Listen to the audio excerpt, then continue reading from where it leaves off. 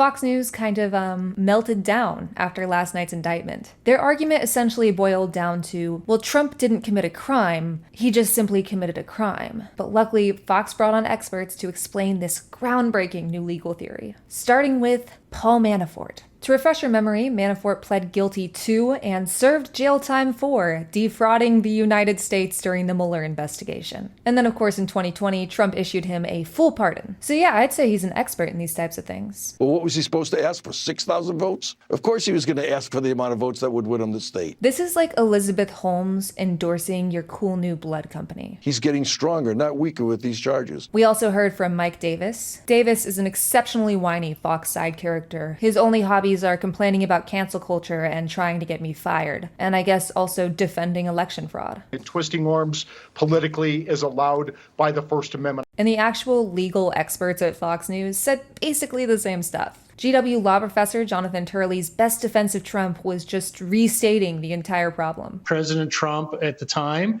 said you only need to find around 11,000 votes. And that has been taken as an invitation for fraud. And Greg Jarrett managed to say the same thing, but somehow worse. It's not defrauding the government if you believe you're acting lawfully. It's not a crime to complain. When you break down any crime to tiny components, it's not going to sound like a crime. I mean, it wasn't illegal for Bill Cosby to own Quaaludes, or for him to have drinks with women, but that wasn't really the issue, was it? I just can't believe these people don't have a better argument. We knew this was coming, and the best they've got is the George Costanza defense. It's not a lie, if you believe it. That's exactly how these people sound. And if you think otherwise, let me know what your reaction would be if Joe Biden perjured himself, tried to seize voting machines, and called a Secretary of State to ask him to find more votes. I know personally, I wouldn't think that was cool. But then again, I don't worship a man who is physically incapable of telling the truth.